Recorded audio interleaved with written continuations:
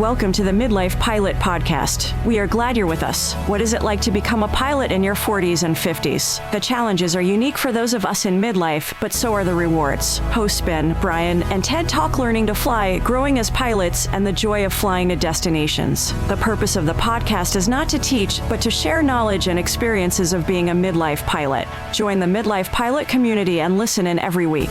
We are not CFIs or particularly intelligent, so if you want to learn how to fly, talk to anyone else other than the hosts of a podcast. Even this intro was too challenging for us, and we used a robot to do it. Okay, checklists are complete. Let's get the show started. Hello and welcome to episode 101 of the Midlife Pilot Podcast, where we talk all things aviation, sharing our experiences and challenges of flying in midlife. Whether you're a seasoned pilot, whether you're going through training, or you're just an enthusiast, we hope that you think about this podcast as your companion, your aviation companion, and maybe your weekly dose of aviation inspiration. My name is Ben.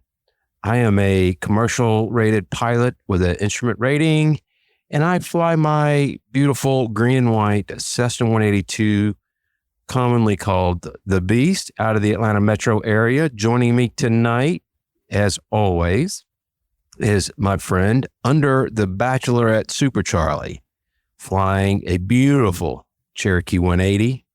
He likes to call Lucy. His name is Brian Siskin. Hello, sir.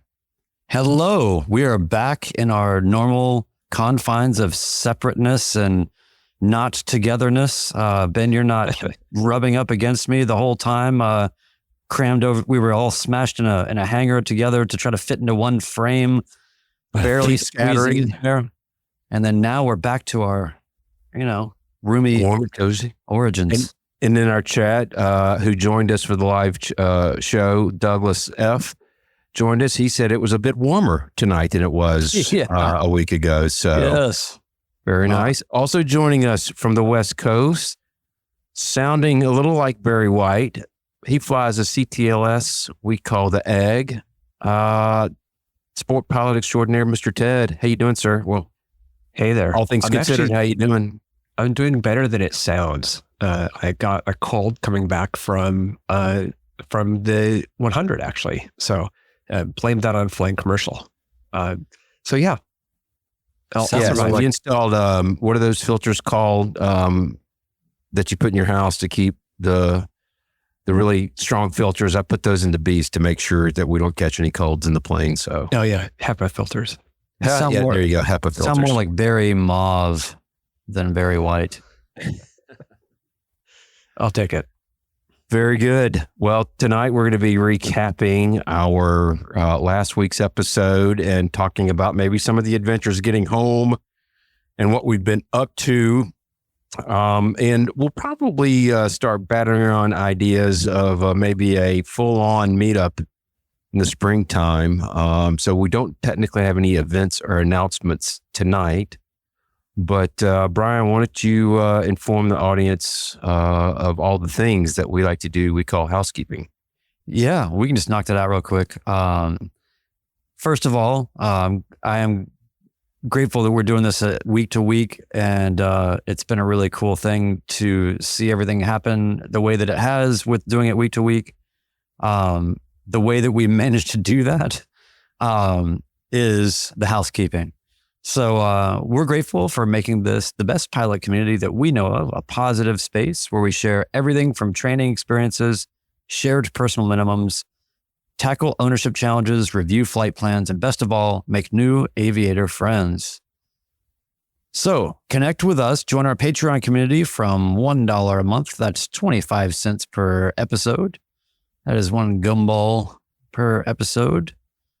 Access exclusive content and the Discord. 10% of the proceeds supports the Freedom Aviation Network's anti-human trafficking efforts. And when I say proceeds, I mean actually just 10% of whatever the flat number is that we get. So happy to support Freedom Aviation Network and check them out at freedomaviationnetwork.org. You can watch us live on YouTube. Those are in the chat very well know that. We're on Mondays, 8 p.m. Eastern. Share your stories at midlifepilotpodcast@gmail.com. We read all of the messages and you might even hear yours on a show. And for everything Midlife Pilot Podcast, community feedback, merch, and more, visit midlifepilotpodcast.com. Awesome. We did get some new supporters. We hit quite a few last week, but we got quite a few more this week. At the Hershey Bar level, we got Kurt S., Steve, who did not provide his last name, as did Smart. Tony. Smart. And so those three joined us, and we're glad you're with us. And Ted, you got you want to give us a rundown on what happened in the server? Some high level stuff? Yeah. There were two conversations this week that I wrote down and noticed. One was Charlie Golf gave a nice long description of transitioning from, I believe, a 172 to the DA40, which is sufficiently different from most things that we fly. So talked a lot about the T-tail and the CG differences in it. We also had a long conversation about aligning the DG and the compass, if that is needed, and if the rationale of doing it sitting on the runway. And that was a great discussion. But made me think that the free castering. So Charlie Golf was talking about free castering nose wheel and the difference between that.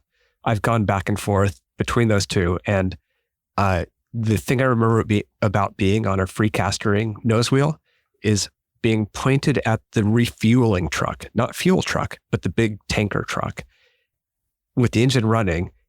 And you have to get enough momentum to start turning with the brakes. And you're sitting there facing it. You're like, all right, is this going to happen or not? Yeah. Very cool. So yeah, wanted to catch back up. I went back and watched, which I really don't like to do, our episode 100. I just don't like to hear myself talk. But I'm just going to speak for myself. It looked as fun as we were having. Yeah. I mean, it was a really good time. Yeah, it was fun. I was so surprised that we had, attendees to the non-event. They had come from very far. Really appreciated that so much. It's kind of overwhelming, really. But I kind of felt bad because we didn't really have it was a non-event. So we were not really set up to accommodate people or anything. But again, it's like in the true Midlife Pilot Podcast community scenario manual, somehow food gets there, people get what they need, everybody has a good time, and everything just kind of came together. And it's kind of, what Chris did in terms of supplying the production capacity and the camera situation and the internet and all the feeds and all the plugins and all the microphones and all the great audio. I mean, we got some of the best audio I think you can get in an open hangar in the middle of West Virginia. And, I can't thank Chris enough. There's Luke's landing. He's the man known for the YouTube channel that only features one landing.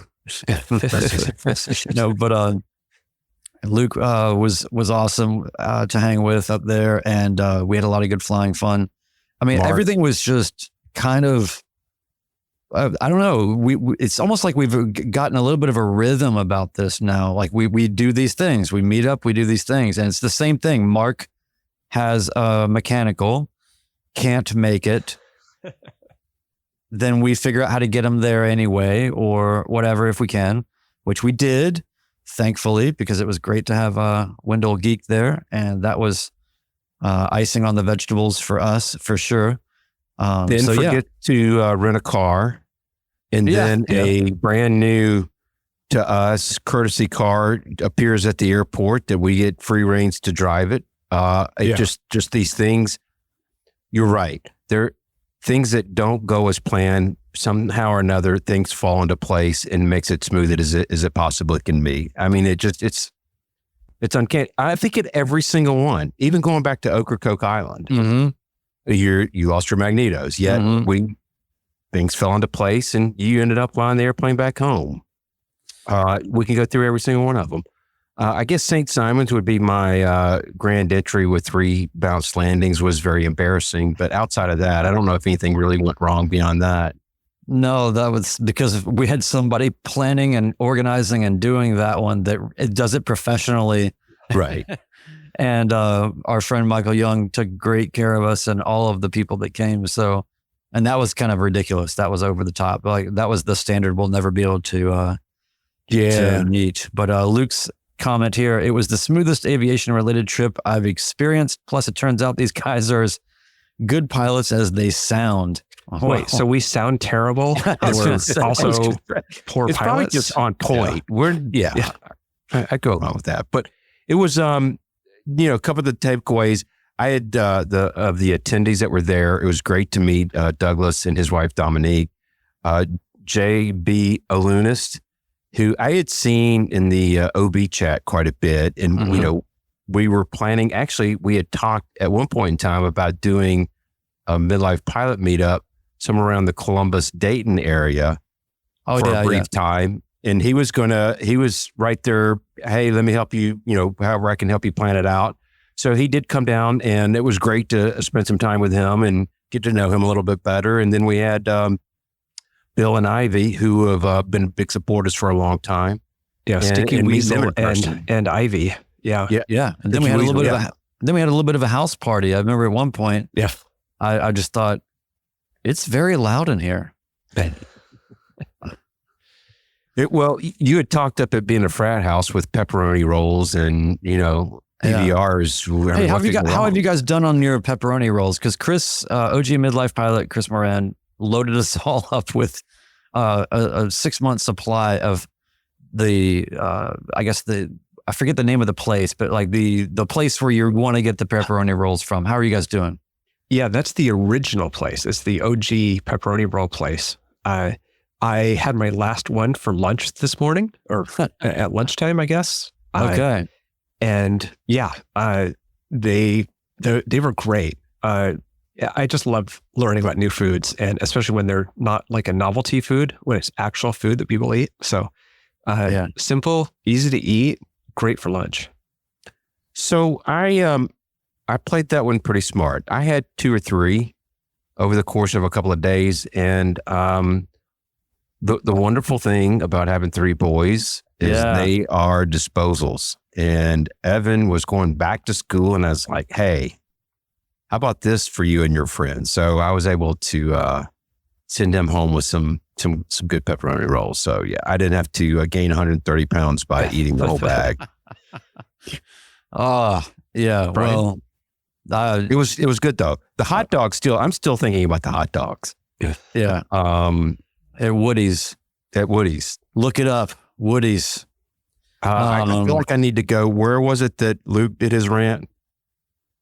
Bunions and Muscle Shoals. Yeah. I feel like I need to go give that one a shot now. Absolutely. I will meet you down there any time. That place is amazing.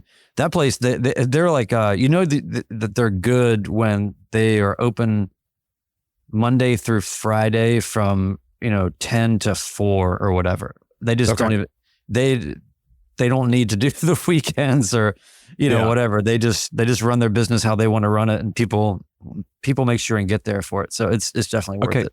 But we got to go back to the pepperoni. We got to go back to the pepperoni rolls, because what was your experience, Brian? Oh yeah. I'm actually eating one right now. No, I'm sitting on them right now. In fact, that's how I couldn't get my chair adjusted. No, it's insane how many of these things I've eaten. I definitely had to do some giving of them away. Yeah. So that I would have a chance at making it another year in this world. And so, but yeah, I have, of the stash that I have, I think I have 1 or 2 left, and they're probably starting to get on the edge. As much as they're like infallible food, they're, I don't know.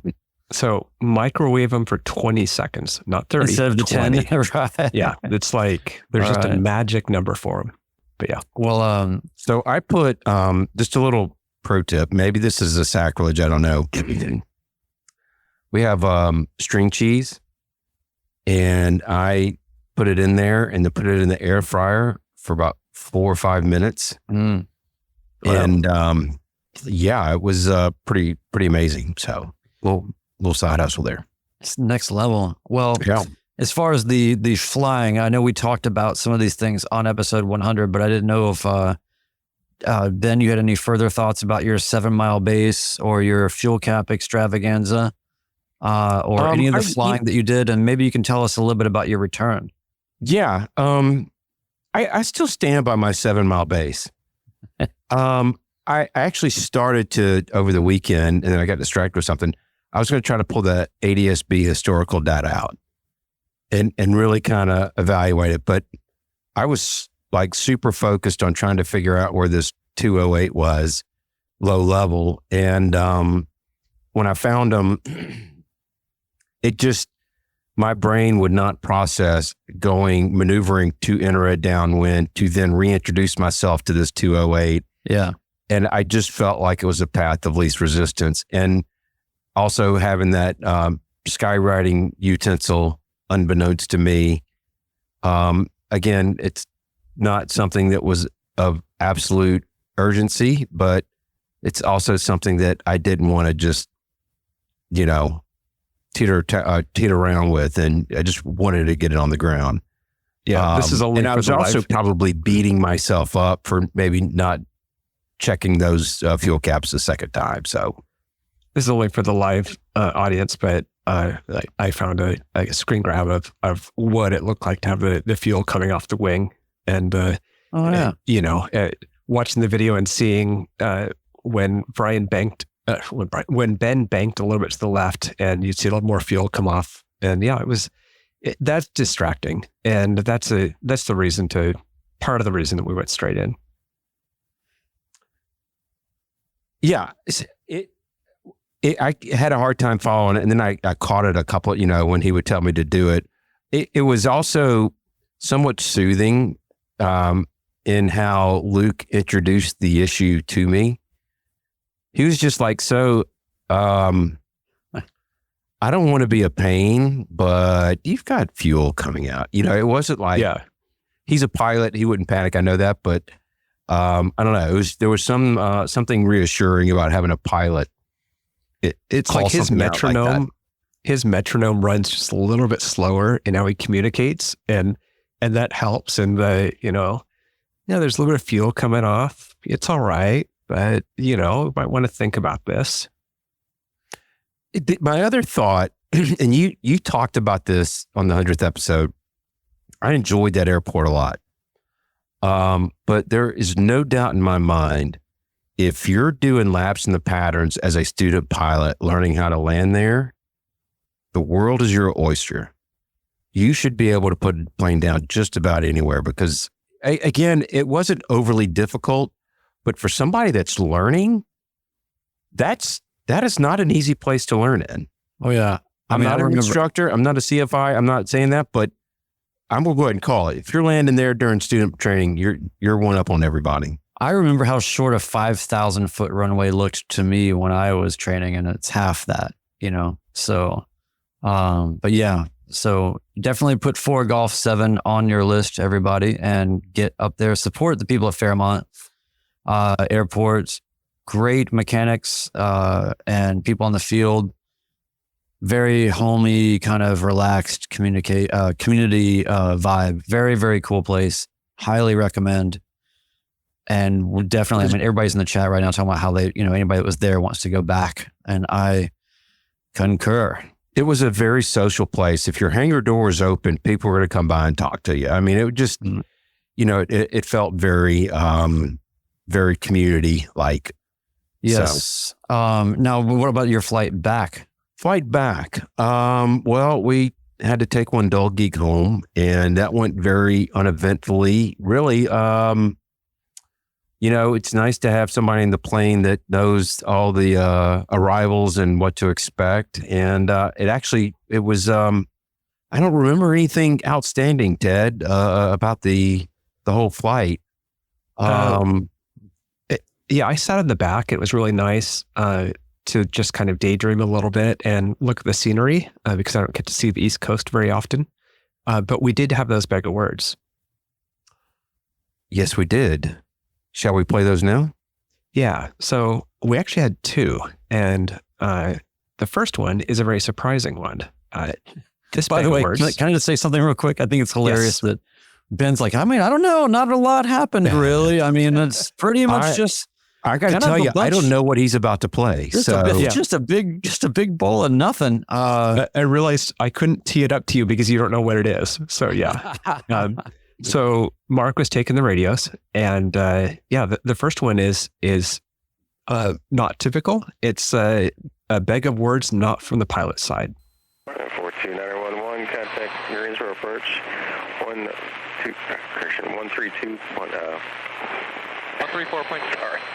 124.35, 2435. 124.35, 42911, thanks. That is a we've all been bag of words. That's it. Doesn't usually come from the controller, though. I forgot about that. Yeah. I I love it really because wanted to say something to him going, welcome to my world or something to that effect, that we've all been there. Yeah. I love that he gave three numbers. It was like, it wasn't just one that was wrong. He had to give three frequencies to get it right. And that's one of those moments. It was, That's one of those moments where you want to say, controller, say intentions. Yeah. Why don't you unclick, think about it for a minute, get back to me. Yeah. So, and then the second one fits the theme of always be able to make fun of Mr. Wendell Geek a little bit. And so he had his own bag of words moment. November 42911, I think you checked in. Just verify information. Indian, you're planning the visual too. Affirm 42911, all correct. 911. Charlie 911, they get through to send and maintain 4,000. Damn it. Send maintain 4,000, 911. First crew track, 1133, 6,000. Crew track 1133, shuttle approach. You're not representing the brand India, very well right now. The shuttle altimeter 3045. Are you planning the visual? You want something Oh, different? I think I'm representing the Midlife Pilot brand exceptionally accurately. You are in 42911. We have our distinct Crew track brand. 1133, no So priming, if you have a certain style of bag of words that you prefer, is that what you're saying? I got it. We're gonna f*** it up. It wasn't that way. That was a minor f*** up. Okay. Yeah. That f*** up great. Yeah. Just start. 636 traffic.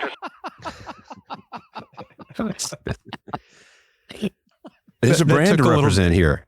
Yeah, it took a little bit of surgery to make that one podcast appropriate, but and it has. I love it because we're just talking over, the career track ATP student pilot that's there, but just having a great time. I mean, that was so much fun. And by the way, that if you go back and listen to that, damn it, you'll think that we did that as an audio drop to the original. Damn it, it's not. No, Mark has it down. He's like, he can audio drop himself. So, So this brand, Ben, like, what is unique about your brand? the brand, Brian, I'm glad you asked. The brand is to give off this image of pure professionalism when we're really just a bunch of bumbling idiots. That's kind of what the brand is coming out to be. So, now, it's just having a little fun with Mark. That was solid. Now, and then how are your landings coming back and everything? Everything good? Yes, they were fine. I think Ted will nod his head yes. Yep. If One Dog Geek's still in the audience, I think that he might actually agree that they were pretty good. But, I've been going through this patch. I went through a patch where they were butter. I mean, they literally were greasers, and now they're just coming a little stiff. I think part of the problem is that I'm still coming a little too fast, even though I think I've got too much weight in the back and I need additional speed. I probably don't need as much additional speed as I think I do. Yeah. hey, I was sitting in the back. And we had your luggage, weight in the and we back. had Geek's luggage, and we had my luggage. Yes. It's actually, the back seat's fine. It's when the cargo area gets heavy is when I get a little worried. I like Peter's comment here. He says, if you can't dazzle them with brilliance, baffle them with BS. Maybe that's my brand. Yeah. Yeah. The But, BS Ben Singer brand. Yeah. Well, yeah. So I was My landings have been pretty just kind of average, but the only landing I had on that whole trip that was, I would consider to be excellent was, of course, I was told, hey, Chris is like, oh yeah, we're going to film everybody's landings. We better watch out. And so I'm coming in, I'm thinking, we're looking for Chris off to the side somewhere. We don't see anybody. You guys are all at the bar or whatever. And of course I come in. We're actually in the hangar, but go ahead. Yeah. I come in and just, there's no audience for the only greaser that I had the whole weekend, but it was a lot of really good flying. We went up to we did Morgantown and what was the other place? Clarksburg. So those were, it was kind of hectic. It was sort of like, I'm not used to flying to airports that are 6 minutes away all the time. Yeah. Luke has a comment here talking about how KCRW is the smallest Charlie that he's seen. We stopped there on the way up. You guys can go back and learn about all the hijinks and reasons why in the last episode, why we all didn't end up meeting in Charleston for lunch and then carrying on to Fairmont. There were some problems at Fairmont. So, but anyway, Charleston was cool. It was good. Definitely an interesting, I don't know, the terrain and I definitely landed on a lot of kind of tabletop runways in the hill country and the mountains up there. So I enjoyed all of that a lot. I definitely did not enjoy having so few options for places to land. It actually just, when we were flying from Morgantown or from Fairmont to Morgantown and all that, I was glad that, Chris had put it into our heads to just follow the highway because that's really all you got. And so that was good. On the way back, we were on our way we were going to go to, I remember that it was SJS. I can't remember the name of the town or anything about it. Was that Huntington? I don't think so. I think it's another place, but kind of in that range. We were planning on going somewhere because I think that there was maybe a cafe on the field or something, or I don't know, or near something place to eat nearby or something. We were headed that way, but for some reasons we had to do a divert, and we ended up going to Logan County Airport, which is 6 Lima 4, I believe.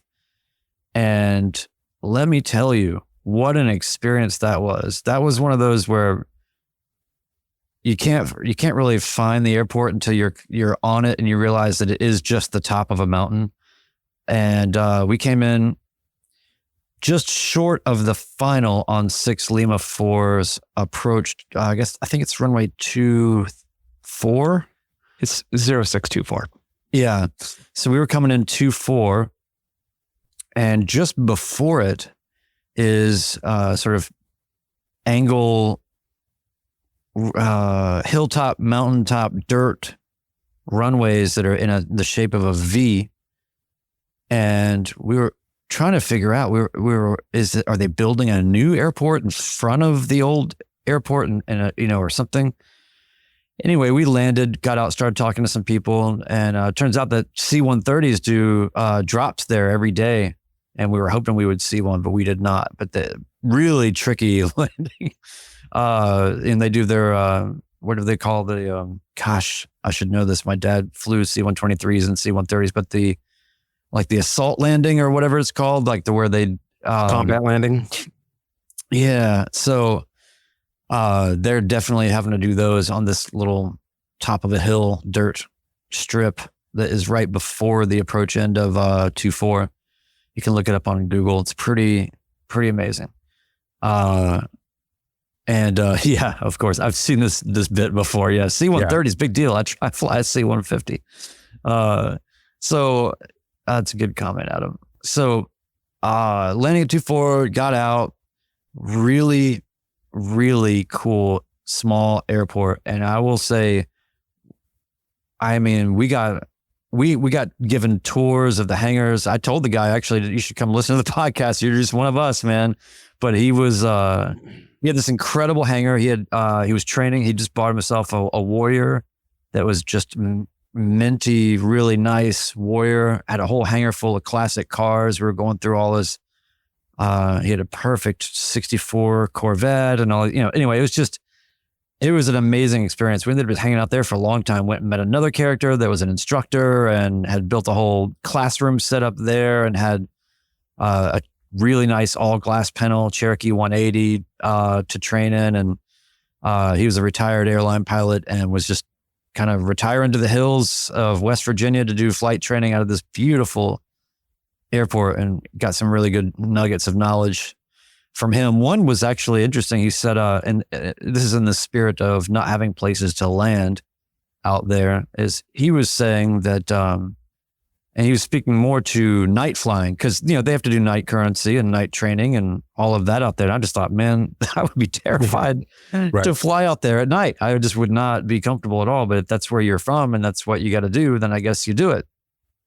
So, he was telling us some sort of harrowing tales of being with students, doing, making questionable judgment calls that he would have to take over for in the dark out there. But one of the things that was really interesting is he said, if you don't have a place to land, which is usually the case out there, instead of, and this is just what I heard from a CFI, I'm not an instructor, this is not vetted information, this is a guy I met at an airport that is an instructor, but, I didn't ask him for his credentials, But he said, it makes sense. He's basically said, you look for the valleys, like go down to, usually there'll be a stream at the very bottom, and, you might, he said, basically like get down, even if you get down in the trees and it's a really narrow stream and you rip your wings off, at least you're landing in a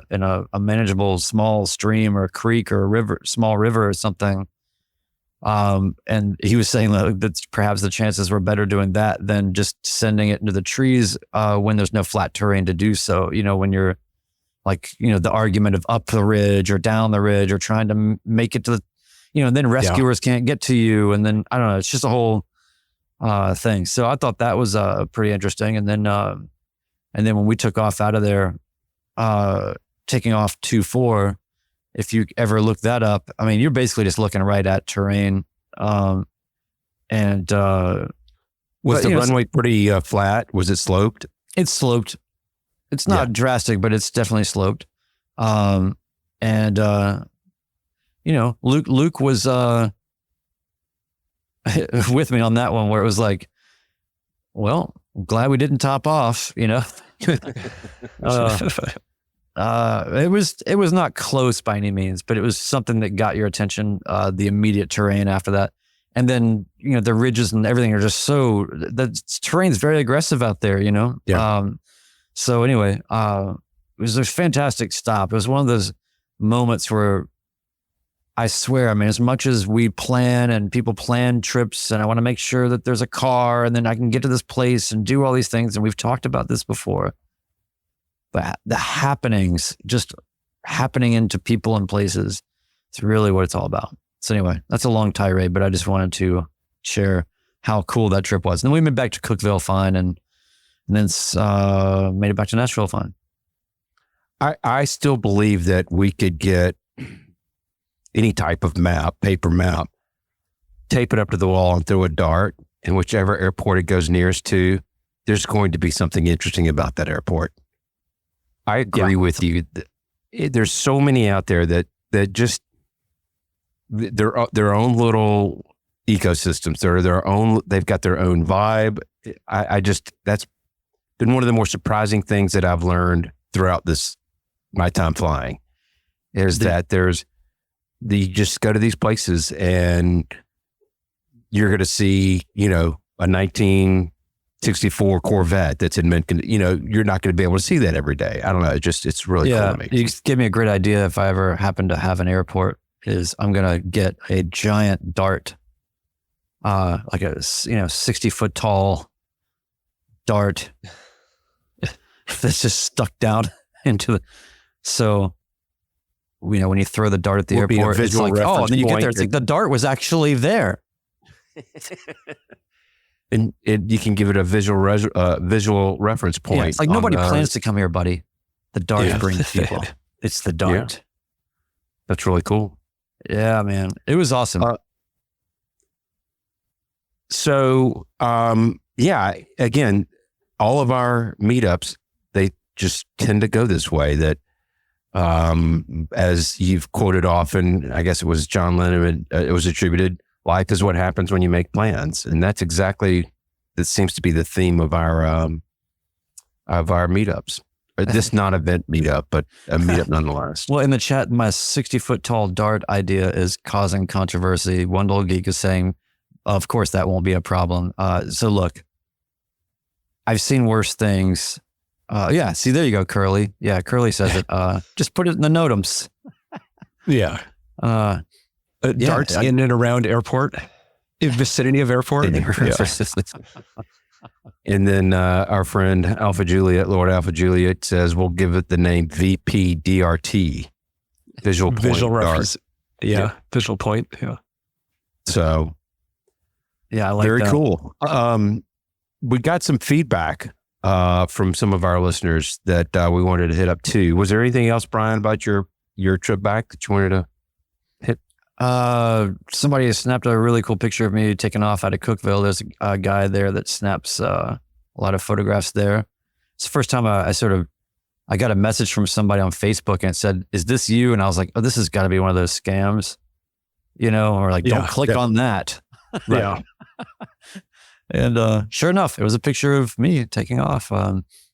So that was kind of neat just to see it randomly. And then the only other piece would just be to say that I'm not sure I've ever gotten vectored around Nashville as much as I did on the way back.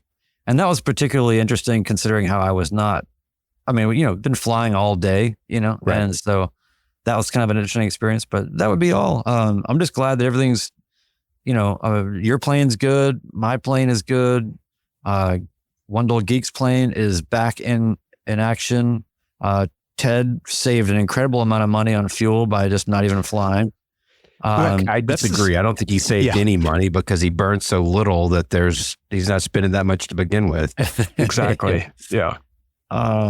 So all's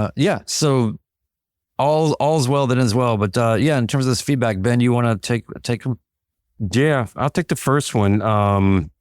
So this comes from TWH Kurt, Tango Whiskey Hotel Kurt. Enjoy listening to your podcast. Good job encouraging new pilots.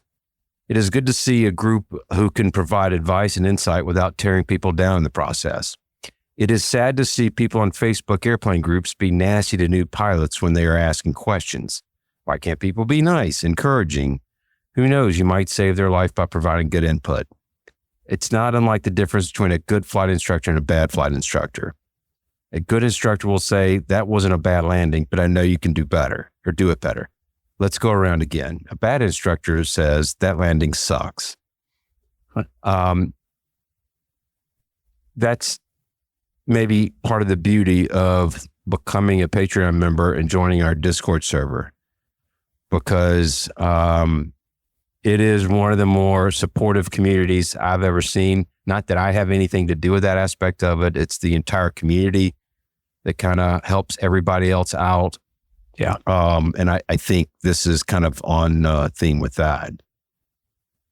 He goes on to say, I think you should do a show on, he says, there you go. I'm an older guy. Sorry, I lost my spot.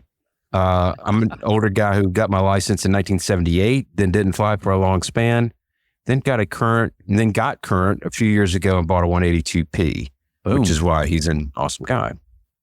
I typically fly once a week and absolutely love owning my own plane. And he goes on to say, maybe doing a future episode on owning is safer than renting. And we'll leave the rest of that maybe for that. Or did you want to go ahead and hit that?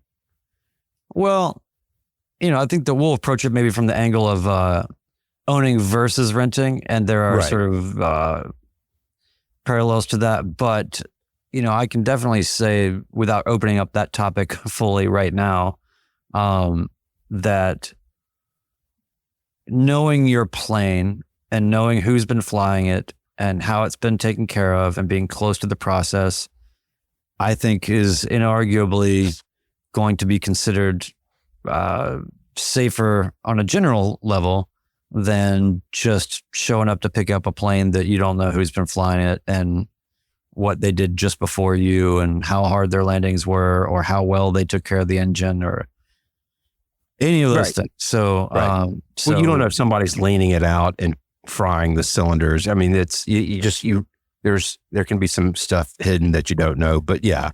On the downside, you do know who flew it last. It was you. You're right. So that's not always good. Yeah. Yeah. That can go either way. Now, so can you guys talk to me about engine leaning? What is leaning? Oh, no. Yeah, well, what is that? Not going there. Yeah. We're not going there. Do you do rich of peak or lean, or what does that even mean? Is rich of peak because you're wealthier and so you have more money for fuel? So I'd like our listening audience to know, we were all together for the first time last week. And starting at about 4:00 on Monday morning, the discussion of rich of peak versus lean of peak started, and it's still kind of going on right now. But neither Ted nor I were really kind of involved in it, but we were affiliated with it just by being close to it. But there was a lot of discussion, a lot of AMPs called, AMPs present, and still, I don't think it's come to resolution. So I just want to let the listening audience know who wasn't actually at the meetup that they're lucky that they weren't subjected to that torture. Send us your feedback at midlifepilotpodcast@gmail.com and write a minimum 5-paragraph essay with citations on rich of peak or lean of peak. And Ted will read all of it. Yes. I don't know what the problem is, but my FADEC puts me in lean of peak when I throttle back to 97%. At 98 to 100%, it's rich of peak. 97 below. So I don't know what the problem is. You guys have an extra knob. I don't have it. Yeah. So, and while you're at it, tell us which is better, north up or track up. Let's go ahead and get that debate going. Yeah. Low wing, high wing. I was going to say, let's just go ahead and maybe we should take them one at a time. But anyway, thanks for that feedback. Kurt, we appreciate it. And, we may be able to maybe dig in deeper on owning versus renting down the road. Brian, do you want to take that next from Rescue Rat? We got some feedback from him. Or do you want me to take it? No, I got it. Okay. I got it. All right. From Rescue Rat, which is such a great name. It kind of rolls off the tongue. Rescue Rat. I really enjoyed episodes 98 and 99. I'm currently a 55-year-old private pilot student preparing for my check ride with 103 hours of flight time and 173 landings. The episode about plateaus especially resonated with me as I recently took a 3-week break from training to visit my daughter in Texas. When I returned, it felt as if I had forgotten everything. During that trip, I won. This is so crazy. Oh my God. I can't even, I want to be happy for other people. I really do. I want to be benevolent and I want to be one of those kind of people that can just be purely happy for someone else. But this is pushing the bounds of my limitations as a mediocre person. I will continue. During that trip, I won a Cessna 140 and took a 1-hour tail wheel familiarization flight. But the time away from the cockpit definitely had an impact. The talk about this, so Ted left a note there that he talked about this. So on the Discord, if you go into podcast chat, you will see the whole story from Rescue Rat about how he won a Cessna 140. And I just love how that's just sort of thrown in there. It's like, I had to go visit my daughter for a little while. I was just getting a little rusty. I want a 140, but anyway, I did a little bit of tail wheel familiarization. There was a 140 in my parking lot, and I'm not sure how I got there, but as one does, just a 140 shows up. Yeah. No, so I'm really happy. Away, I was a little rusty, but anyway, I want a whole plane. Yeah. Oh, that's so great! Congratulations again, man. That's just like, that is a dream scenario for me. Is that a 140 just falls into my life? So that is one of the coolest stories I've ever heard. But more to the point of the message, it is hilarious. Yes, we talked about it in the plateaus. If I don't fly for 3 weeks now, I don't have any concern about it at all. When I was training, if I had 3 weeks off, I would have probably thought I just need to start completely back over. Oh, man. Yeah. I would even go beyond that. I would say during the first 200 hours, if I took 3 weeks off, and I've said this before in the chat, on the podcast, one of my flying mentors says, you go by that checklist verbatim, you do not skip a step, get yourself back in the right routine when you take some time off. So, yeah. And honestly, I've only had that much time off, maybe a handful of times. Maybe the most I've gone is maybe, I don't know, I want to say maybe 4 or 5 weeks is probably the most I've done. And that was really because of weather, holidays, I don't know, just a bunch of stuff stacked up like that. And then plane issues or I don't know, something. But what's the longest you've been away from it, Ben? I think when we were getting the new bladders, it was during COVID and the material shortage. I think we were right at 2 months. No, that's bladders for the plane, to be clear. Fuel bladders. Yeah. Thanks for that clarification. I will say I did go up with my with a instructor buddy who owns a Warrior, and I'd never flown a low wing. I happened to run into him at the airport, and he had said, "You need some low wing time. Let's get you up." And so when I was about 6 weeks into it, I was like, "I'm going through withdrawals. Can you help me out?" And so we went up, and that was cool. But that's kind of like it's not my brand, but I'll smoke it. At the end of November, what year would that have been? 2022, I guess. When I knew that I was going to be getting the egg, I had to wait till April to get it, and so I think I only flew once or twice in that time period. And yeah, that was definitely jonesing at it, realizing that you're short of flying, and it's also winter here, which is miserable. So yeah. Oh yeah, because it almost gets below freezing. It's not that it gets below freezing. It's the clouds are at 1,000 feet. It's raining the whole time and it's dark the whole time. So yeah, then you catch a cold. Yeah. Pretty excited for our friend Adam V, who's been away from flying for 15 months. He's been a little busy with family fun, but he is going back at it next week, and I have inside information as to what he will be flying, and I do believe it starts with a D and ends with a D. So I'll let you guys figure that out. So do you want me to read this other one, Ben? Yeah, I'll take the next one. Or okay. We'll just call it, we'll make this the last one. This is from a listener, Chris H.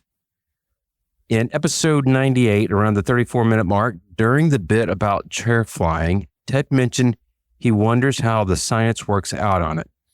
I can say that in the military flight training program, chair flying was heavily emphasized, and I believe made a big difference in performance. If anybody wants more support for it, check out, we'll link this in the show notes, there's a clip from the Blue Angels during a pre-flight brief. I did see that. And it's wild. It is. When they say chair flying, they are making the motions that they need to make to do the planes, to make the planes do what they want to do. It was, it's pretty amazing. Well, it's almost like it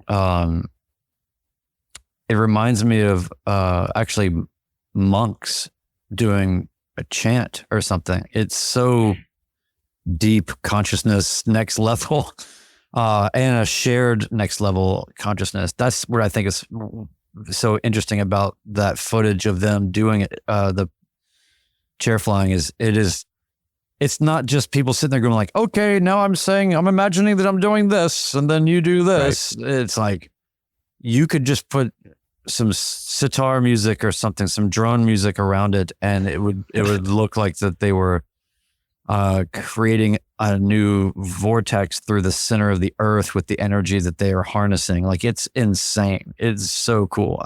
I loved seeing that. Thank you, Chris, for sending that. I had no idea. That was so cool. You could probably overlay the actual flight with the chair flying and watch that and see how identical it is. That would be really cool. Really cool to watch. So that's a Facebook link. It'll be in the show notes, of course. But I've also got to point out that Chris H. Gave a timestamp to episode 98, and that's something I very much appreciate. So there's something to be said for timestamping everything. Yeah. One of your brethren. Yes. And just, one more other quick plug that I meant to mention earlier. When we're talking about hot dogs, and another show note for you, Ted, is you need to put Luke's hot dog video in the show notes, please. I don't know how long that rant goes, but I think it's a good solid 7 or 8 minutes, maybe even longer. And I am doubled over. I've watched it 4 times now. Yeah. And I'm not joking. I laughed just as hard on the 4th time as I did the first time. We watched it in the Airbnb. And I am compelled to go to this airport just so I can get this hot dog, just based on her rant alone. So, it's a good bit. That was, Luke and I have had a lot of really fun flights. We've ended up sort of being a little bit of a I don't know, like a redneck Starsky and Hutch or something with an airplane. It's been really cool. Adam says here, I've met 2 of the Blue Angel pilots, did work in their houses, and they're super normal guys until you start talking airplanes. Then they zero in and become hyper-focused, really fascinating. I mean, training and primacy on the level that they are being trained to have primacy, I can only imagine that it is such a behavior modification to where it's probably Pavlovian on a certain level. Yeah. That's really fascinating. I'm sure when you engage with them in aviation conversation, the words that come out of their mouth are going to be so over my head. Like, they're at such a higher level than the rest of us. I'm not sure I'd be able to track a conversation with them, but it'd be fun trying. We're just like, hey, how about you just follow me and we'll find you on fingers. Hey, have you stalled a plane before? Are we going to read any of these other short little ones? We can. We got a few minutes left. You want to go ahead and hit that next one? These are just comments on people have posted on Patreon. Oh, okay. So from Ben S, not to be confused with our Ben S. This is the Down Under Ben S. Yeah, he says, I'm a midlife light sport pilot based out of Adelaide, Australia, and I'm so stoked to be a part of your community. Short, sweet message, but I got to say, when I think about this being international, it's we've definitely had folks from all over, and it's just a really cool thing. It also just speaks to just how it doesn't really matter where you are. We all have the same problem. So, yes. That's good. It's good. Yep. I'll take the last one from Frederick C. I'm a classic midlife or even beyond private and at 56 in 2022. Check ride for instrument and theory this week if weather behaves. So I'm assuming he's maybe a European pilot. No. Yeah, he's I'm trying to remember where he is, but maybe he's local. When I hear introduced himself. When I hear tests, they have theory written tests in Europe for theirs, and I just kind of conflated the two. So my apologies, Frederick C. or Frederick B. Let us know where you're from or where you're at, so we can be more accurate in the future. He introduced himself in Discord about a week ago, and I remember that information's in there. Okay. Oh, good. Well, I'll pay Hopefully a the little check ride attention. happened. Yeah, maybe it did. All right, well, Let us let's know. wrap this thing up. Let's, before I put my foot further into my mouth. Well, good chat tonight. Talking about our fun times last week. I know we've got something topic scheduled next week, but I don't have it in front of me. I'm not even going to take a guess. But I want to ask either of you two, anything else you want to bring up to the group? We've only got 99 more episodes to episode 200. Do you guys want to start planning, or? We got a meetup somewhere in the spring before that comes. So How let's take long one will it step at take a us to time. get to episode 200? 99, that's like Almost couple 2 years. years. Yeah. Almost 2 years, yeah. Yeah. And if anybody, if you are curious about the meetup, and we'll probably do something in March or April when we generally do it. Mm-hmm. Now is the time to speak into our Discord and say, I think that we should do it here or there. Should we mention where we're thinking about doing it? Or email us at midlifepilotpodcast@gmail.com. Yeah. But This was- everybody's on the Discord. We got a lot of listeners out there. Yeah. So Yeah. hit us up. Let us know. We've discussed a couple of places. I don't think it hurts to throw it out there now. Brian. I think it does. I think we should wait. Oh, okay. I think let's I see had a what people feeling. say. I had a feeling. Yeah. I had a Uh, feeling. We're gonna keep that. We'll keep it close for a little bit. We've done Okay. a bunch in Nashville. We've done some East Coast. So how can we get our East Coasters to go slightly west and see if there's any Mm. suggestions? Yeah. Nice tease. All right. Well, thanks, dudes. Very good. Well, guys, thanks for joining me tonight. Thanks to everybody in the chat. For those of you who are listening to the audio, if you'd like, you can usually reach us or watch the live stream Monday nights, 8 p.m. on YouTube, which is youtube.com/@midlifepilotpodcast. And join us next week. For that, I'm going to say good night, everybody, and thanks for joining us. Talk to you guys soon.